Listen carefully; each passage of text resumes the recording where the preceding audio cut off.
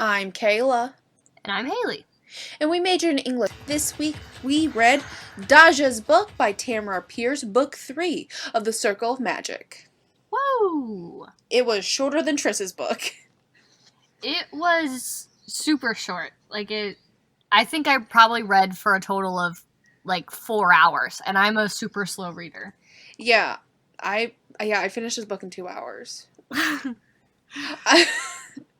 It's kind of weird. I don't know how I feel about short books anymore, because it's I just got into it, you know. Yeah, I feel like the perfect book is 450 pages. Yeah. Anything short, if it's in the 300s, it feels too short. If it's in the 500s, it's too long. I agree. I say that when we have fully read multiple books on this podcast that are over 1,000 pages. Oh, yeah. Very many. And we're, back to big books. Or, Six of Crows is what we're reading after Briar's book, right? No, we're reading the Lunar Chronicles, I thought. No, I think we're doing Six of Crows in between. Are we? Sorry. Let me look at the schedule. Where is that? This is, some fun stuff at the top. I can't find the schedule. I can't find it. After Briar's book, we're doing Six of Crows and Crooked Kingdom, and both of those are fairly thick. Not too bad, but... Why did I think we were reading the Lunar Chronicles next? Well, we're reading them after that. Yeah, I guess I was just jumping ahead. Oh, God. I'm excited for all of it, so it's all good. Yeah, it's all new books. So, yeah, the Excel document is not loading. I love this. I love this for me. This is riveting content, I'm aware. Absolutely riveting. Hey, at least we have it somewhere, you know? Yeah, Haley, why don't you tell the audience what you did this week? While I was in another state. I'm already in another state. I was thousands of miles away. So, I was on my iPad, and I was like, I don't need all this shit on my iPad, so I just start deleting shit, and then, you know how fucking Apple works, if you don't actually remove stuff from, your recently deleted, then it's technically still on your fucking device. So I was like, yeah, clear out my recently deleted. Little did I know that the podcast Google Docs is connected to my iPad, and I deleted everything. Permanently deleted every single thing from our shared Google Doc. I was literally walking down the street in New Jersey and got a text that I've deleted everything on accident. And I'm just what am I supposed to do? How do you want me to fix this? I was literally in all caps, contact Google. We got the files back, so that's all good. Yeah, it turned out okay, but man, was I freaking the hell out. I was fully just resigned to I guess we just don't have that anymore. I guess we just no longer have those things. The only thing that would have sucked would, of course, been the schedule, because I put a lot of thought into that. Yeah, that would have sucked. You were right. Yeah, okay. But we fixed it. I'm gonna crack open my beautiful Diet Pepsi. Nice. What are you drinking tonight, Hales? Just water. I know. I made cold brew. I told you about this. I don't know if I like it or not. Oh, sad. Yeah. Okay, let's get into this book. Okay, so, yes. We're 5 minutes into the podcast, still not into this? Okay, so Wikipedia says this book came out in October of 1998, which has me in confusion because Triss's book came out in 1998. What is the truth? Did 2 books come out in 1 year? It's possible. I mean, they're short. Yeah, I guess. Maybe she, just needed to get this out of the way so that she could start working on the subsequent series. Yeah. It's also quite possible that this could have... Okay, so... The Song of the Lioness books, they were originally written as one giant book, and then she separated them out into 4 separate books. Oh, so there's a possibility that might be what's going on with these books. I'm not sure. Also, I don't remember if I mentioned it last week, but I got some hot goss about these books. They're not in print anymore. Yeah, you told us. Okay, yeah, they're out of print. So, request That's these wild. books. I can't believe that books just go out of print. Like, I still can buy the ebooks. They're just not printing the books anymore. Right. Yeah, I had to do that this week because, had to read at work and stuff. You know how it is. Yeah, so I've been buying the ebooks, and the ebooks are not cheap. They're like $5. Yeah, it's kind of annoying. Like, rude. Okay, anyways, I'll give Tamora Pierce my money, because the only book I own by her is Melting Stones, which is in the Circle of Magic series. It's just a much later book. Nice. Well, wait, no, don't you own all the Immortals books? Oh, I do own the Immortals books. You are correct. I also bought this for this podcast. I forgot. Okay, so let's get into the first read. I read this in the time period we've discussed the last 2 episodes. That vague 2010, 2011, 2012 time period. I was like 14, maybe 15. Sure. Like, maybe like a late 14, an early 15, a late 15. I'm unaware. It's not that big of a time period, in the grand scheme of things. It was in that vague area. Yeah, I had questionable hair and questionable style. I wrote in the nostalgia factor, is this the one where they had the forest fire or not? It is, in fact, the one where they had the forest fire. It is, yes. Yeah. So, what happened here? Our protags are traveling with the Duke's party into the Gold Ridge Valley. And I remembered immediately that this was, in fact, the forest fire book. Because the stuff about the forest fire, that has stuck with me for years. Like, for the last decade, I have thought forest fires must happen every year. Because that is how things happen. And you cannot just stop forest fires. So. Like, it's kind of... Like, aren't forest fires happening right now? Like, they're not that common, but, like, they're happening all the time now? You know what I mean? No, well, okay. Minor forest fires should happen yearly. Controlled burns. That's what Rosethorn's talking about. Yeah, because, okay, so there are certain... This is... Once again, I'm an English major. I took one college biology course when I was 18. That was 6 years ago. To my understanding, is that there should be some kind of controlled burning or minor burning that happens in forests because of what Rose talks about is like the buildup of like foliage happens. And if that's not dealt with, that can actually cause a lot of problems in the forest, not just for forest fires, because you have issues of, like, buildup, and then, like, new plants can't grow, seeds can't be dispersed. Some seeds are actually meant to be, like, dispersed in forest fires. Like, that's an evolutionary thing. Yeah. So... There is, like, a slight need for, like, there's an evolutionary need for fires to happen in forests. It just becomes a problem, when, like, an entire state catches on fire. Right. Well, the problem is, like, so if you don't have... It's exactly what happens in this book. Like, if you don't get rid of that thin layer of shit that is on top of the, like, the forest floor, or it's not cleaned up or whatever, then when it does catch on fire, then you can't stop it. And also, this book also has the added fact of the fact that there's been a drought for the last 3 years, so the plants aren't full of moisture the way they would normally be, so, like, a dried out tree will easily catch on fire versus, like, a full, like, wet tree.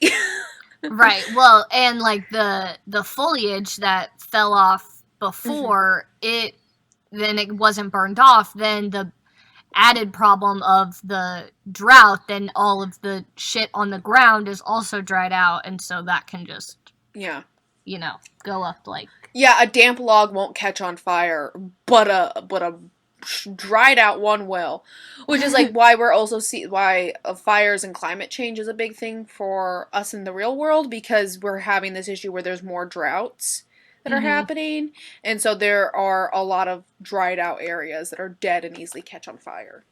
Right. Unless you're a climate change denier, then you just think that the forests need, better maintenance. Okay. If you're a climate change denier, get off my podcast.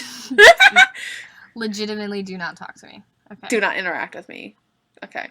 So that was, if anyone who's into ecology, is that ecology?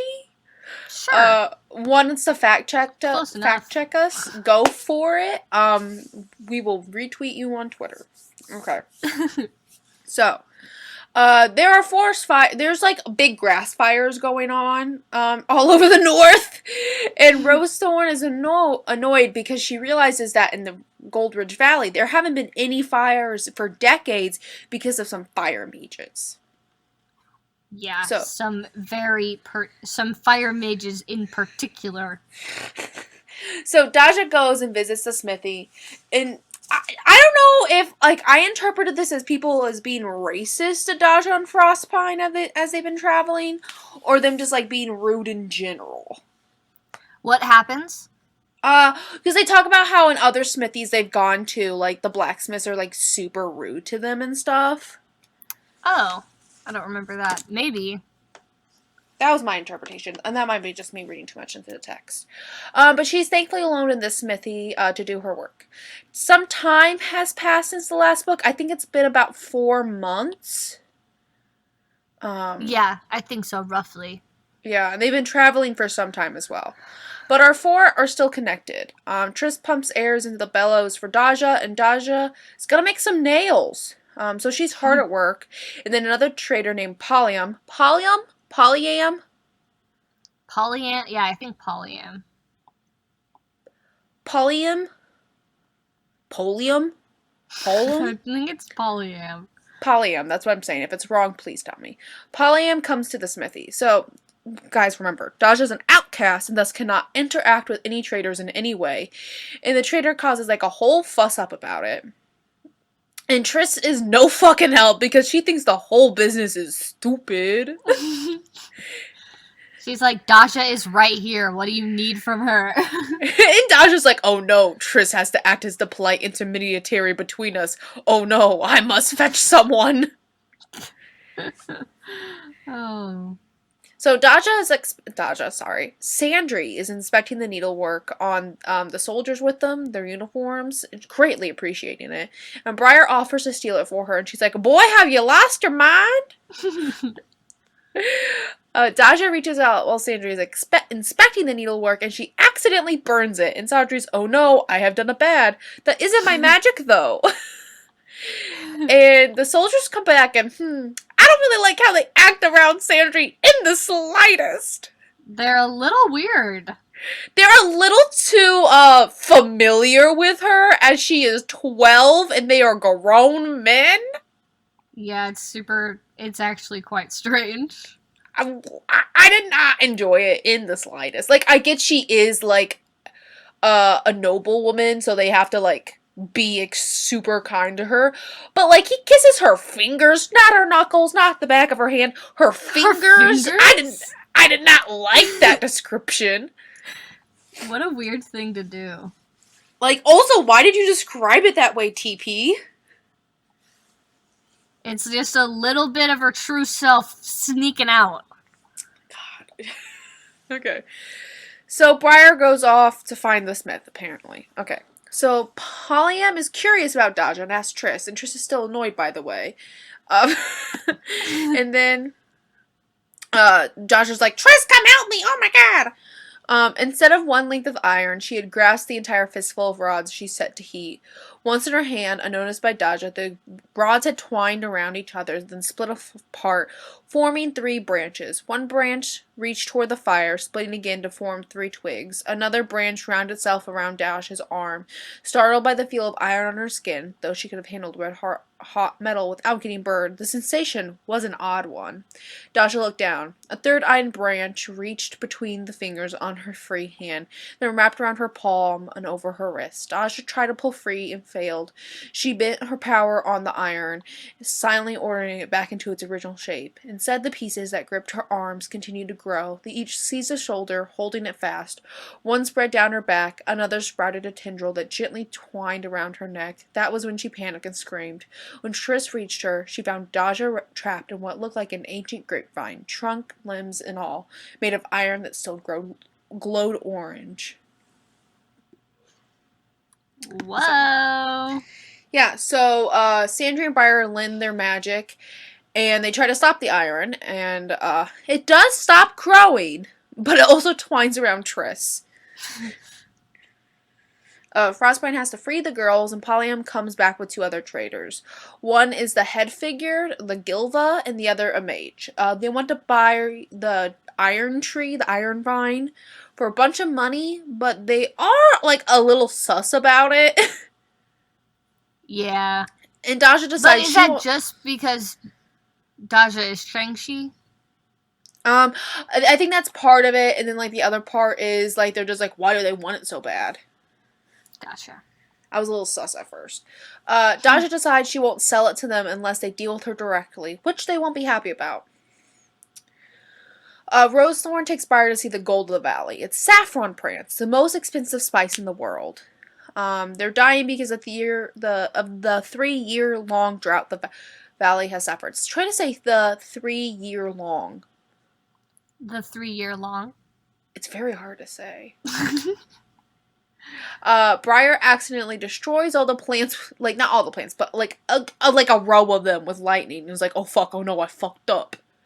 But then he's, like, so upset with himself. I feel so bad for the little guy. Like, one plant fetches, like, 3 astrals, which is, like, probably, like, $10,000. Right.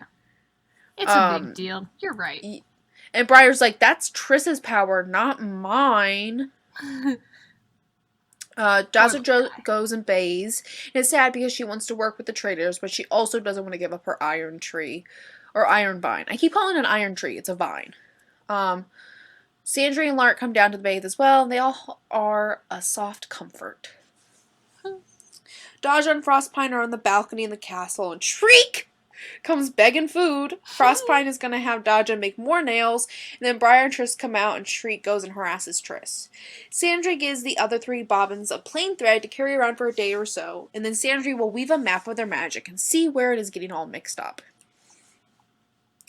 So, it's dinner, and Sandry is forced with her cousin, Lady Enolia, and her uncle, and her cousin is a bitch. A B-I-C-T-H.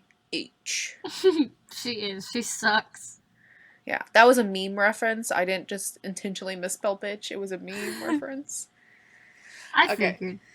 Okay, so the castle mage arrives. You ruin Fire Tamer, and there's a fire in town, and they go and watch him quell it. And oh boy, does Rosethorn get heated about it. The 4 spy on the conversation. Rosethorn basically tells him to fuck off. And I got some quotes. Yes. Do you know why there are fires in woods and fields? Rosethorn's voice was clear again, although she fought to keep it to a whisper. Did it occur to you they might provide a service? And then, you said it yourself, grass fires renew the land. Everything grows back even better than before the fire. Isn't that so? Did it never once occur to you, or your father, that woodlands need fire in the same way? I did not spend the day in the saddle to be lectured by a chanting religious. This valley is a death trap. And then, fire's small, fast ones scored the ground of mast. Mast? Daja asked the other silently. Junk, replied Briar. Dead wood, saplings, dead leaves, and nuts. Rosethorn was still talking.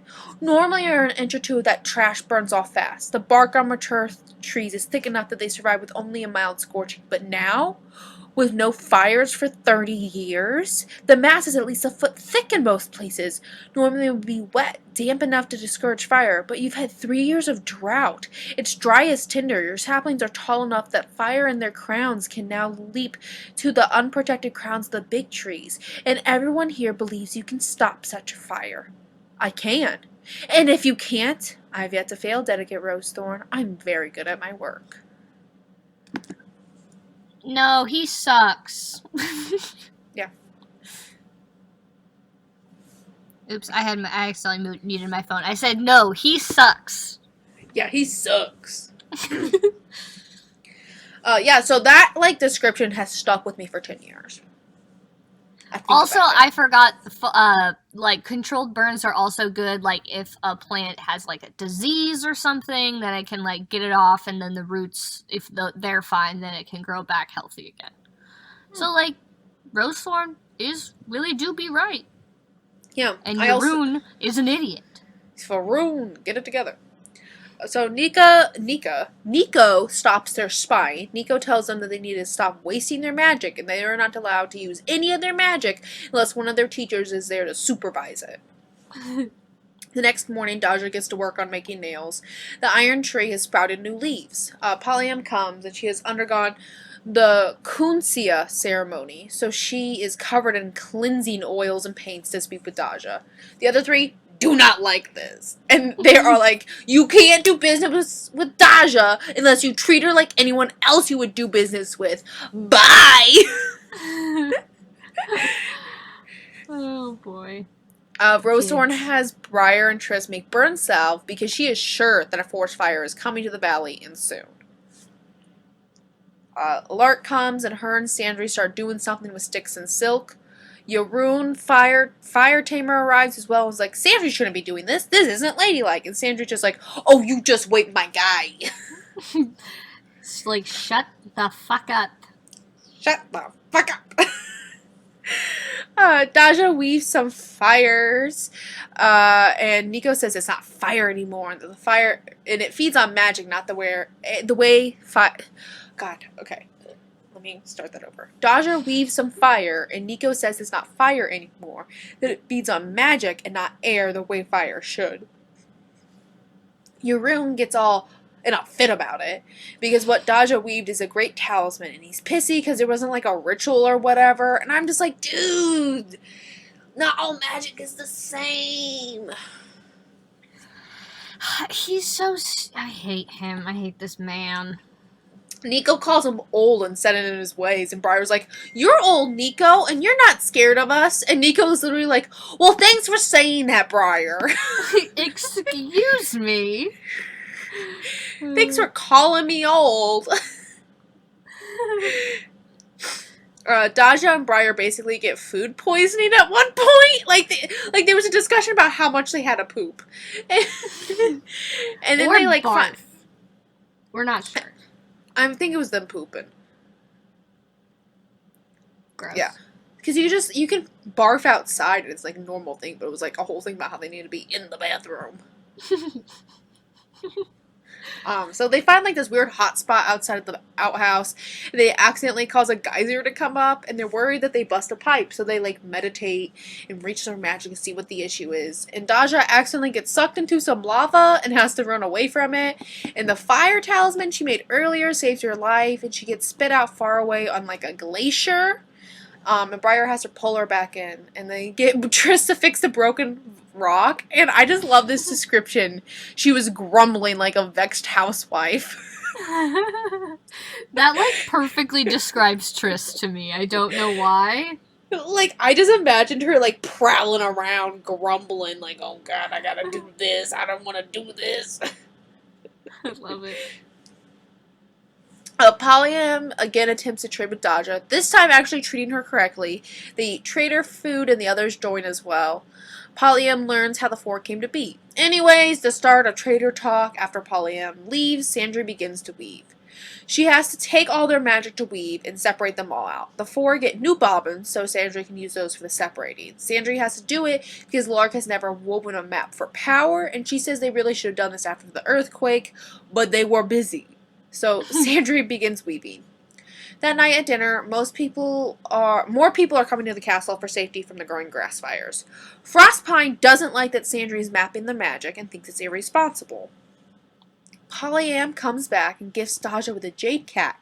She's probably going to end up selling the iron vine for a bunch of money. Yeah. We get some Frostpine backstory. I know, I love it. Yeah. Until he was 15, I couldn't tell if this was like the village mage or like his uncle. I think it was like, I got like village mage vibes. Okay. Maybe, Who, I think like, they just acted like an uncle. Yeah. So, like, the village mage was stealing his power and paying his parents for it. And until he was 15 when the mage died. And, like, he felt like his life would have been ruined and all this stuff. So that's why he was so upset about the Four giving up their power so easily. Because he knows what it's like to have it forcibly taken from... I'm so sorry. Forcibly taken from him. So they go all see that glacier in person. Nico wants to do a little global warming and melt the glacier so that the river and lake can swell and help in the drought some. Daja has brought a copper blossom off of her iron tree because they fed some copper to it and it like grew a flower, and she put it in the ground. And it finds a copper vein in the ground. Something to help with the mining. Because the village here, were a mining village, but their copper mine has dried up. But now if they have a new place to mine the copper, they can make more money. Hell yeah. Yeah. So Daja and Polyam finalize their trade for the tree. There's some more sus stuff about Yaroon and the fires. So Sandry finishes the map, and they all fucked up and intertwined, but they don't really wish to be separated.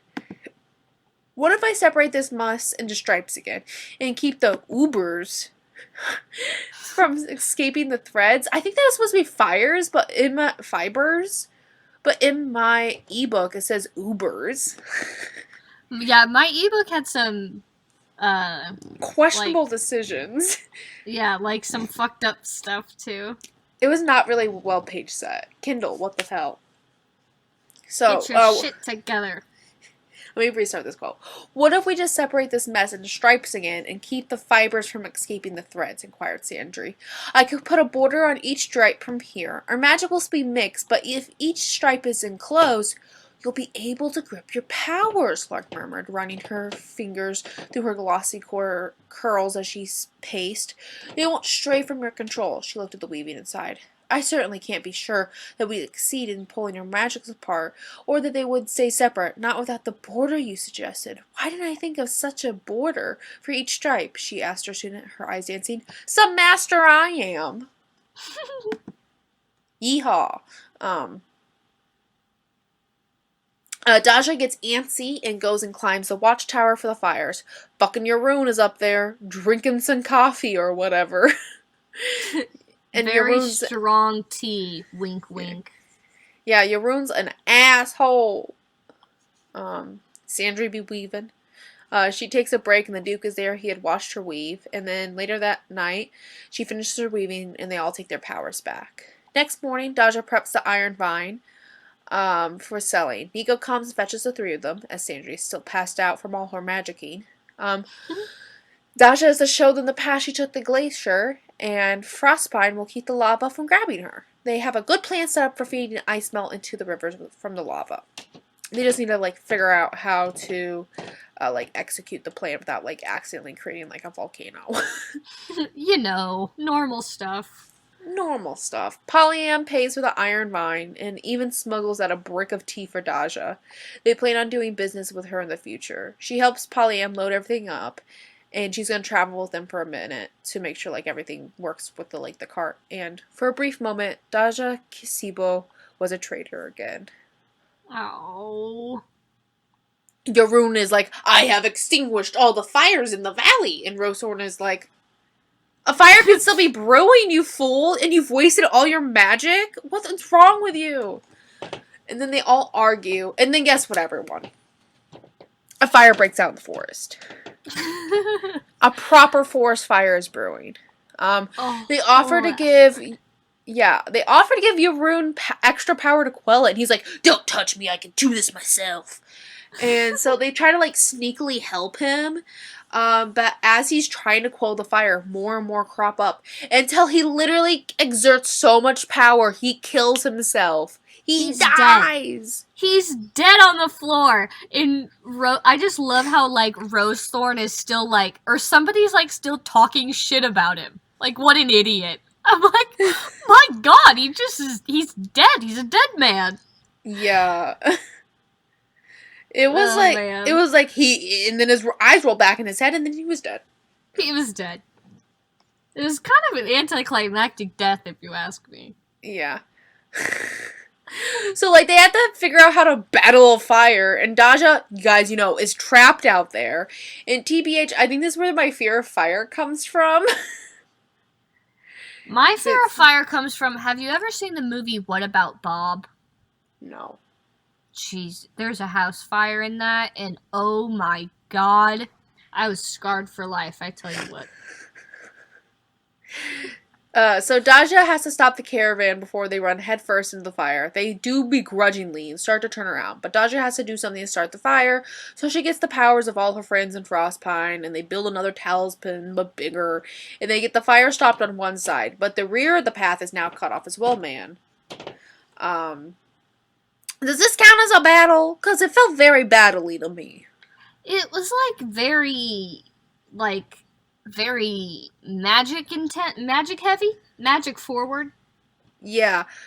So Daja decides that she has to save the caravan because she couldn't save her family. She really do be thinking about letting them die, though. Jesus. But she decides, no.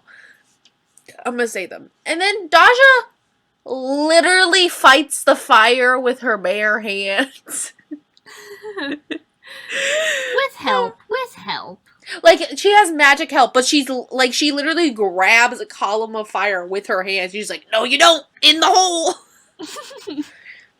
So, Daja, Triss, Briar, Sandry, Nico, Frostpine, Rosethorn, and Lark, all of our characters, they send all of the fire through the underground tunnels up to the glacier and melt the glacier. To get water in the valley and to get rid of all that fire. So she does it. And then, this quote. This was highlighted in my Kindle.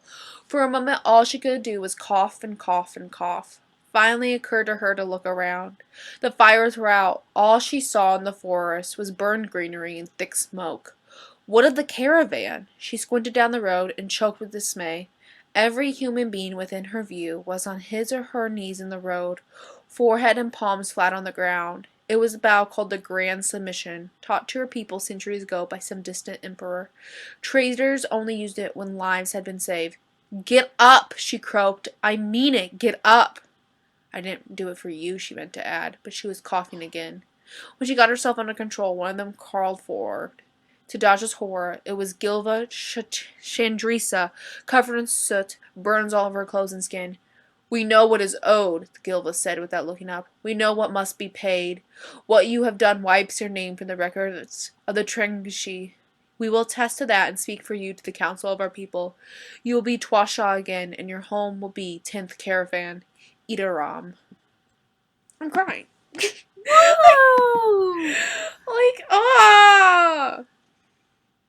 So water comes... Yeah. But it's what does Daja really want, you may ask? Well, we're about to find out. Go on. I did not need to do that aside. Sorry. Yeah, but it's very much brings this question. It's is Daja going to forsake everything or go with them? Right. So, water comes to the valley. The mine is up and running. Hope has come finally. The brass cap of Daja's staff had melted over her hand, and Daja really can't.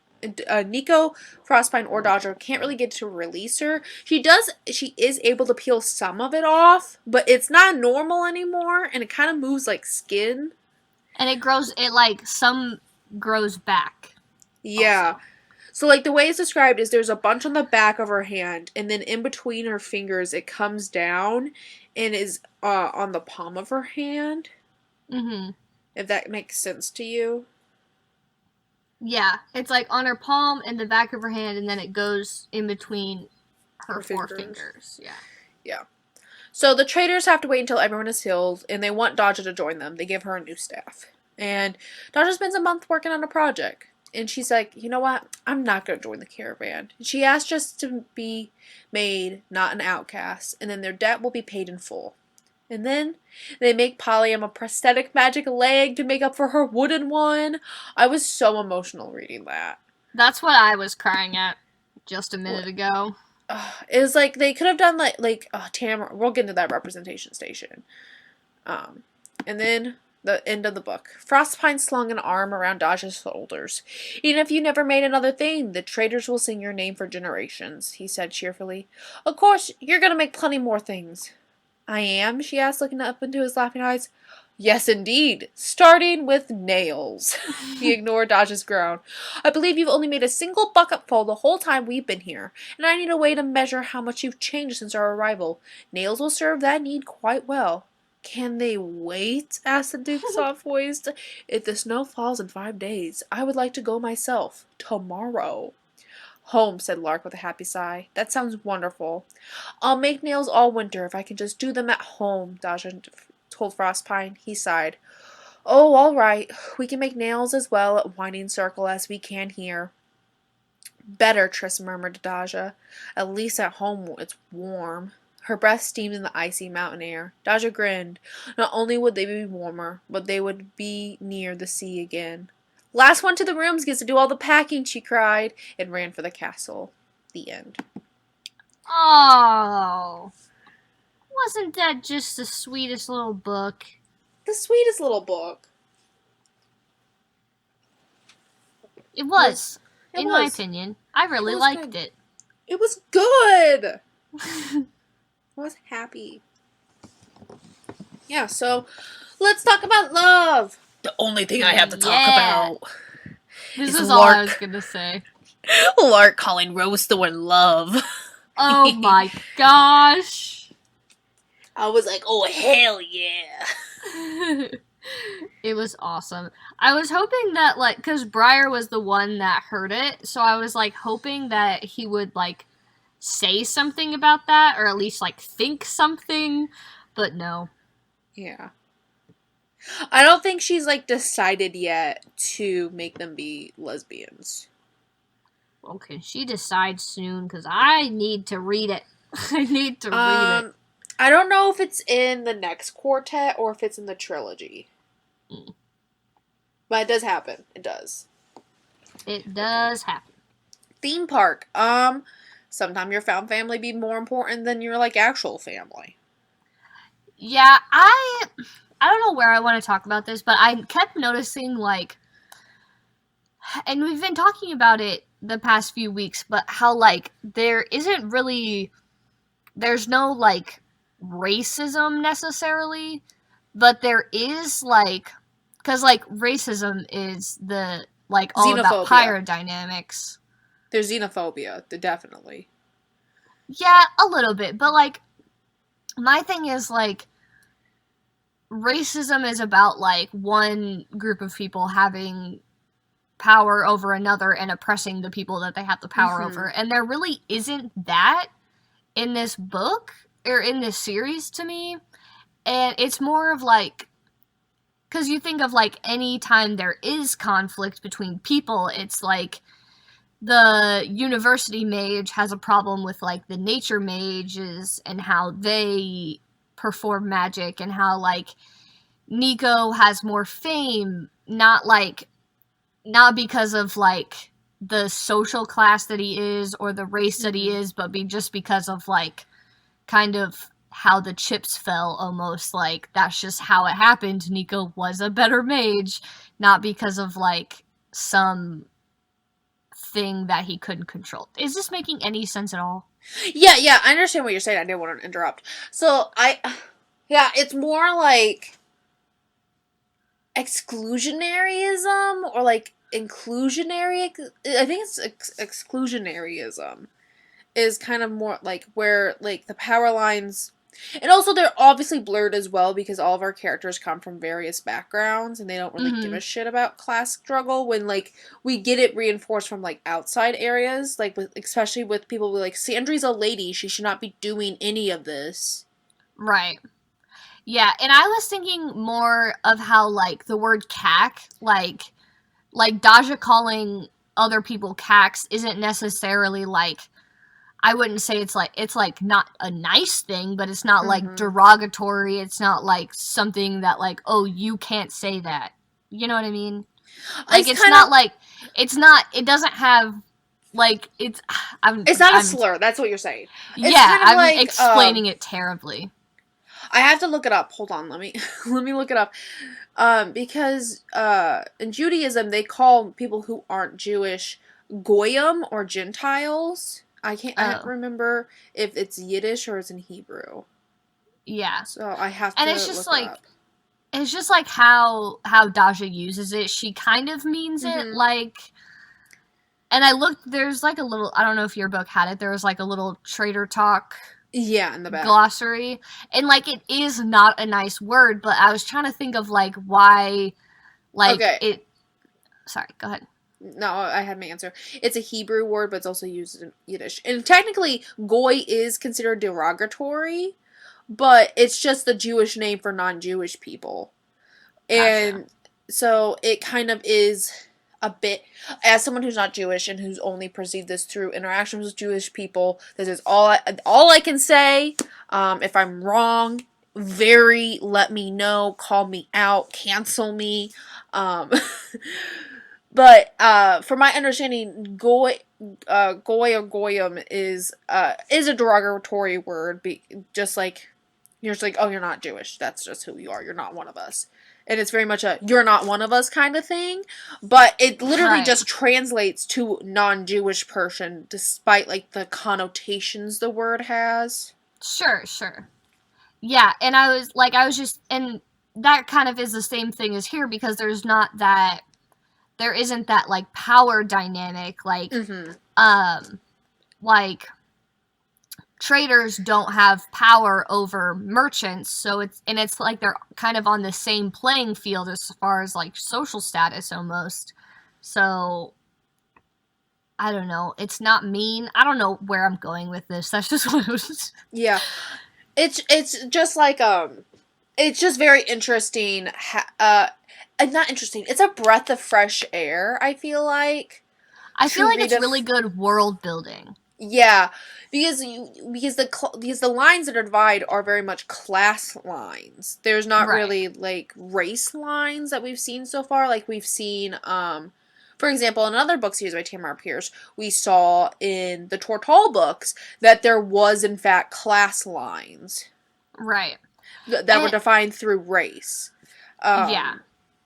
Like we saw that very much in Carthag in the Immortal books about how even though they're all technically like the same race, quote unquote, that the ruling class of the Carthagese, they were light skinned, while all those who were enslaved by them were dark skinned. And so that like created like a race dynamic and systemic oppression based upon race and ethnicity. Versus in these books thus far, we've seen like a more, I don't want to say utopian idea of race relations and how, yes, Tamora Pierce is not saying race doesn't exist. No, these characters are very much aware that they have different ancestry and different races. Right. And thus have different cultures because of that. But it's not like they're not being oppressed because of their race, if this is making sense. Right. And they're not really even, like, as far as we've seen, they aren't really oppressed because of their class either. Like, I feel like everyone, I mean, besides, like, there is some type of hierarchy with, like, the nobles, which Sandry belongs to, but, like, as far as, like, Daja being a trader, Triss being a merchant, Briar being, you know, a street person? Really? I don't know what else to call him. He lived on the streets by himself. Yeah. A thief. Like, and it's just like none of them really, they think they're, like, Triss thinks she's better than Daja because she's a merchant and not a trader, but not because Triss is white and Daja's black, but also not because, like, Triss has had more opportunities, or does that make sense? Like, they're equal on that level as far as, like, the bigger world, I guess. Yeah, and also we have to talk about the fact that this book is 22 years old. These books came out in the late 90s, so a lot of these ideas that Tamora Pierce is presenting were kind of revolutionary for middle school literature at that time, I feel like. Particularly books that were aimed at middle schoolers by a white author who was basically like, here's a fantasy book, my children, and also here is all these ideas about how you can overcome certain things and you are more than your station in life. Right.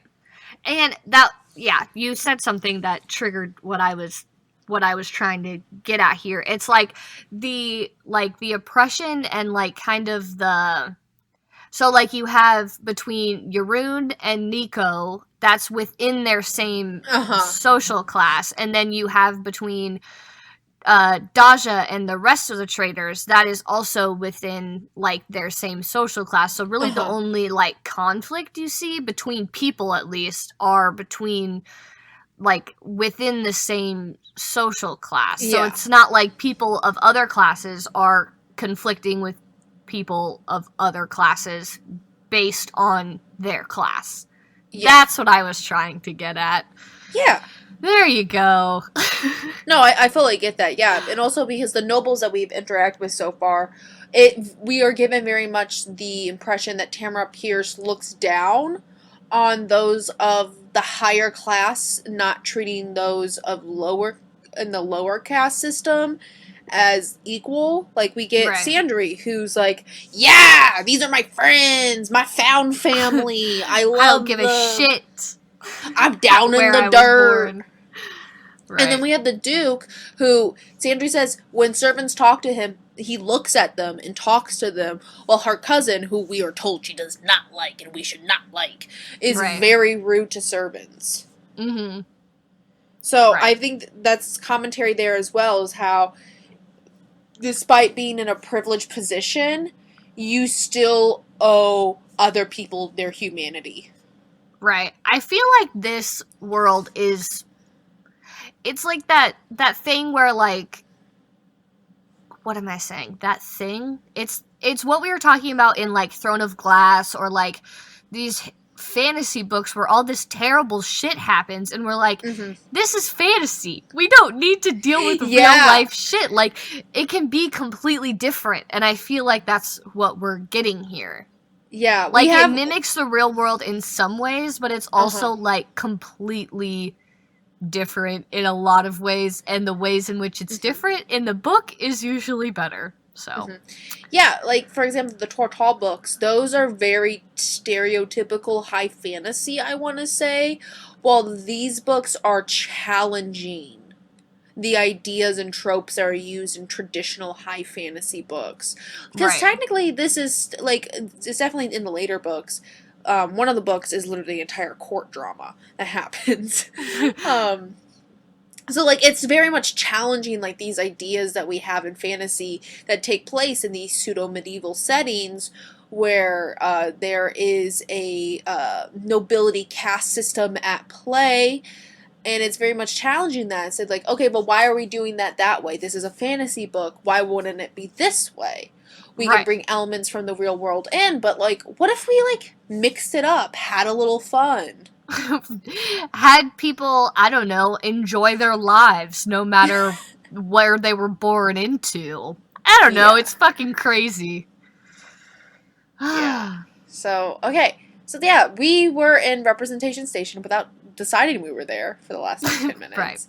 The other thing I really want to talk about was Polyam. She's handicapped. I didn't grab the quote, but she was in a rock slide and she lost her leg from, like, the thigh down, and has a wooden prosthetic leg. And then that side of her body is, like, covered in scars. She lost her eye, so she's disabled, and her position in the caravan and her family has changed dramatically because of these hindrances. And so, like, her position now is working with working as, like, the person who talks to unsavory people that the traders want to trade with, and not the normal people who make those deals, the Daja.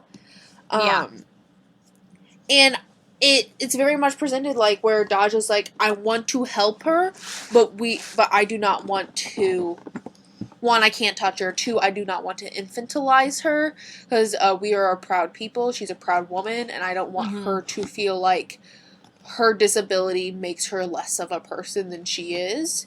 And the way, like, the way the book talks about her disability, it's very humanizing, which we don't often see, I feel like, with people who are disabled in books. They're often used like charity cases, but no, Polyam is her own fully rounded character in of herself. She doesn't get magically healed and have no problems. Once again, in Throne of Glass, our biggest, like, the whole thing with Kale, like, you and I griped so much about that. Yeah. And not only was he magically fixed, but wasn't he, like, tied to Nesrin? Yeah, so he was, like, paralyzed, got magically fixed, and then now he's, like, pretty much magically fixed, but, like, if, I forget what, Irene? If Irene, like, gets low on her magic, he's then, like, back in his wheelchair. And I don't really like the implications of that, Sarah J. Maas. Yeah. Well, Polyam, it's like you could do anything. Come on. Yeah. Polyam is still disabled. At the end of the book, she's still disabled. She just gets a really fucking cool prosthetic leg. And as once again, I personally do not have any paralysis issues. I do have multiple members of my family who do have paralysis issues. My grandfather was paralyzed from the waist down. My two of my aunts and one of my uncles are as well, and some of my cousins have been diagnosed with the same illness as well. It's a hereditary issue. I've talked about this before, I believe, on the podcast. I don't think so. I think we talked about it in the Kale episode. Oh, okay. Sorry. Go on. Anyways, so I understand to a degree of living with people who have disabilities that mobility does become quite a big issue if you do not have good mobility. Many doors in this world are in fact closed to you. Right. So, Polyam's mobility is a big issue that, like, it's not, like, an issue. It's like, in the background of, like, okay, this is what her life is now because of this issue. Right. Because of her disability. And then also because I watched online a lot of videos about people who have prosthetics, who have amputated limbs, and they have prosthetics, about how having access to prosthetics that are cybernetic, are able to move the way an actual limb would, that definitely, it will never be a new limb, but it definitely improves your quality of life. And this was 1998. Correct me if I'm wrong, I really don't believe there were cybernetic prosthetics at the time. So this is a bit of a science fiction part of Tamora Pierce saying, if people had access to limbs like this, it would greatly improve their life. And that is true. And what Polyam gets, we have today for people. People today have cybernetic prosthetics that connect to their actual nerves and move like an actual flesh and blood limb would. People have access to those. They're incredibly expensive, and it's very rare for insurance to cover it. You would have to have insurance cover it, grants, money, like out the wazoo. I think they're like $20-something for like what Polyam has in the book, a version of that. Like $20,000? Yeah, what'd I say? $20. Oh, I meant 20,000. I'm so sorry. Yeah, I got you. No, and I feel like, I don't know, I'm sure that some people would be like, well, why does she have to have, why can't, I don't know what I'm trying to say here. I'm trying to why did Polyam have to be, I think we're saying, why did Polyam have to be handicapped? I'm sorry, why did she have to be disabled? Why did she have to have a prosthetic leg? Why was this here? Because this is a book for middle schoolers, and once again, your job as an author for children, it's literature, is to be imparting morals upon them. Right. Like, that is a major part, and if you're creating works of fiction that aren't showing people how to be not tolerant, accepting and understanding that your bubble is bigger than you think it is. Like, there are tons of people in the world. You're failing your readers. We've talked about that many times on this podcast. So yeah, that's Tamora Pierce's job. And guys, we have critiqued her many times already on this podcast. Already this episode, even. So, like, I think I really enjoyed the inclusion of Polyam. Yeah, absolutely. I thought that was...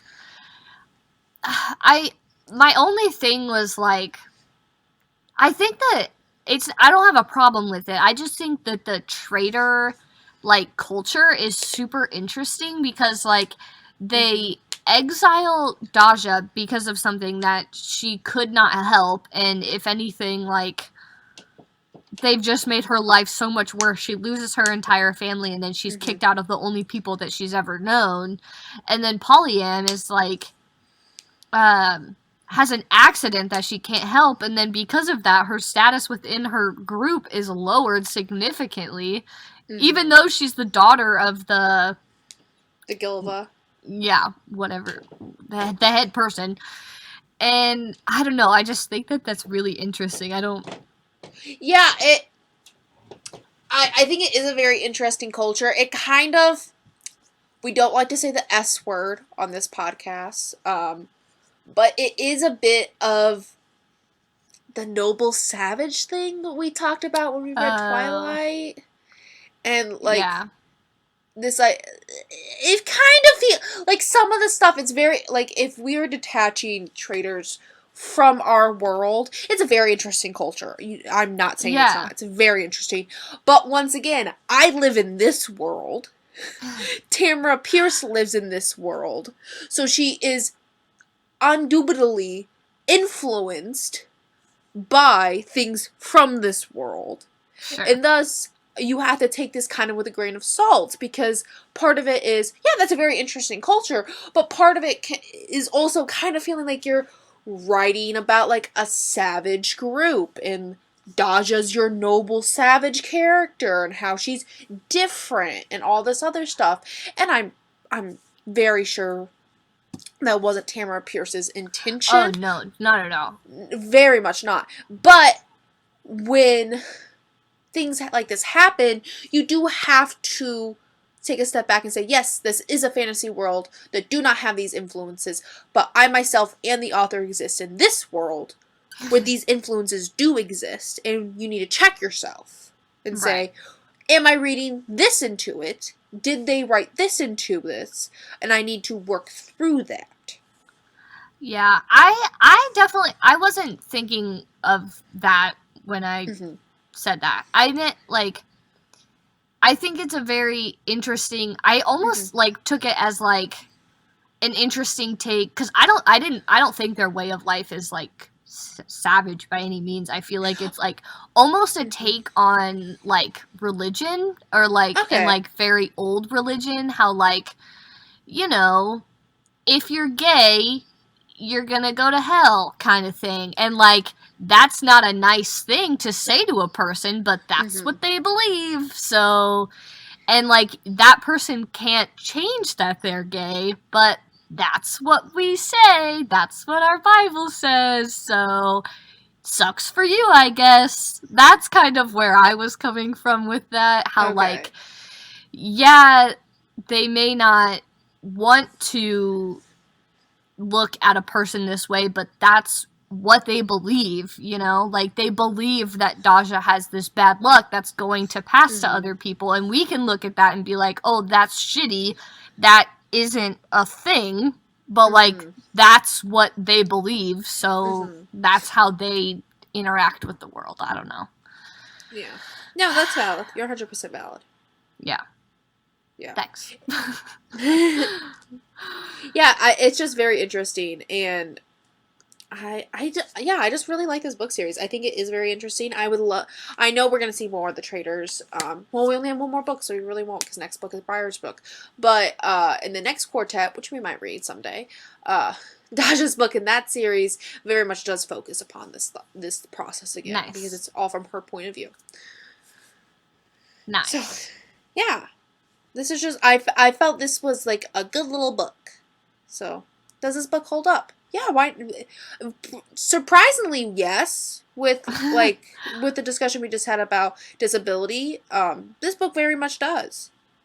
Yeah, I would say it was probably even a little ahead of its time. Yeah, I would say that about all of it. Yeah. It's ahead of its time.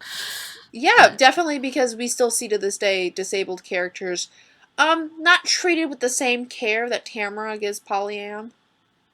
No, I think a lot of what we see now is that what you were saying how Daja didn't want to, like, infantilize her in any way and, like, assuming she needed help and, like, I'm gonna be the one to help you. And I feel like that is a lot of how disabled characters are treated still in media.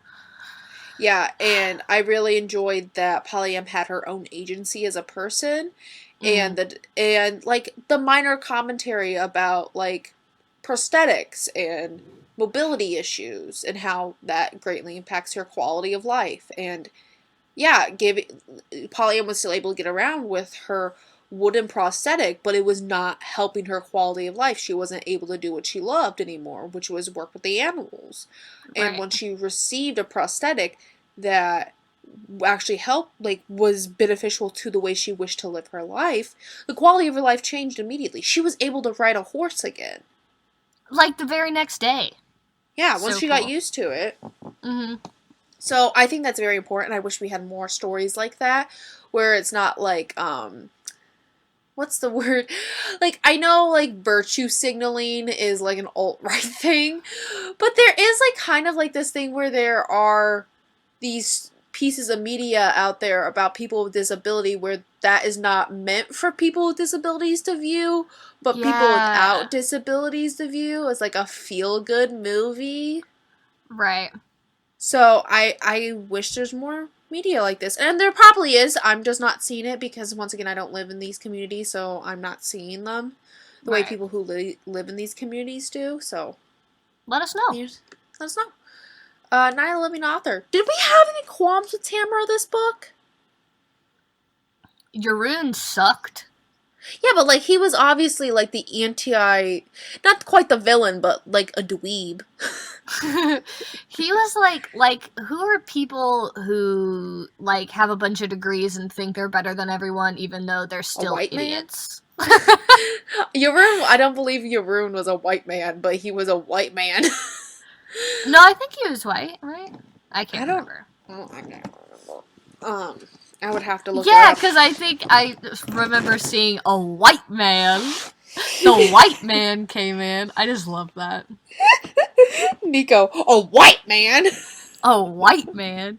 But yeah, he's just like those people that, like, think that academia is the end-all be-all and there's not room for anything else. He's elitist. And, like, how is he gonna sit there and say that Rosethorn doesn't know anything about nature because she's a nature mage? What?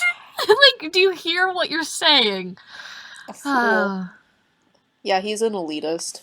He sucks. Yeah. Rate that book. I will give this a solid 8.5. Yeah, I'll give it a 9. I really liked it, and I don't really like giving half points. I felt like it could have been maybe 50 pages longer. Yeah, it could have been longer, or it could have been shorter. You know? It could have been a lot of things. They could have, like, not actually fought a fire, done something else. Yeah. How believable was the magic? The magic was so good this book. I thought it was good too. I feel like it's almost like we are learning about the magic with the kids, like just how she describes it. I think that's so good. Yeah, absolutely. Would we let our middle school selves read this book? Absolutely. Hell yeah. Yeah. Hell yeah. Okay. Yeah. You were saying that like a weirdo. Sorry. I feel like when we get to the end, we start just, like, losing steam sometimes when we, like, spend a lot of time on one section. Yeah. Oh, I wanted to tell you this because when I bought the book on Amazon, it told me some stuff that I hadn't seen before. So the grade level reading for this book is 4th to 7th grade. And the age level is ages 9 to 12. Well, you know... That makes sense. Yeah. We're 24. Oh god, you're 25, Haley. I'm not yet. Thank you. Oh no, you're not yet. I forgot. One a month. I thought your birthday was in December. Yeah, well, I mean, it's almost November. Oh, okay. Well, okay, so that's the wrap up for this podcast. We are going to read Briar's book, the final book in the Circle of Magic. It'll be a fun little time. We'll get Briar Boy focused. Wonder what that. I don't remember what it's going to be about. I'm so excited. I love Briar. I think he might be my favorite character. He has some cool stuff that happens to him in the next quartet of books, which I guess we're going to have to read next year. I also, I think, if you had one of the 4 children's powers, which one would it be? I'm basically already Sandry, so... That's so true. I think I would like them all, but I think I would like Briar's the best. Yeah. Or Triss's. The weather thing would be so cool. Yeah, okay, I already have sorry. too many... Yeah, I already have anger problems, so... Alright. Catch us on next week. You know where to find us on social media. I want to give a shout out to someone. Let me get their exact username because they commented on some of our posts on Instagram this week. Let me look. Books and Quotes on Instagram. Oh yeah, they're great. Yeah, they have some beautiful aesthetic book pictures. Go check them out. Big Tamora Pierce fan. Yeah, go check them out. They're very aesthetically pleasing if you love books and love looking at book pictures. Very much goals in what they're doing. But yeah, a shout out to her, Jess. Nice. Yeah. So check us out next week, fools. I'm gonna go take a shower. I finished The Haunting of Hill House this weekend. Oh, you finally did? Oh, I finally watched it, and I'm gonna go watch The Haunting of Bly Manor now. So that's what I'm gonna do. Bly Manor's not nearly as scary. It's more of a slow burn. Yeah, I watched the first episode, and that's the vibe I got. Okay, let's go. Okay, bye. Okay, bye.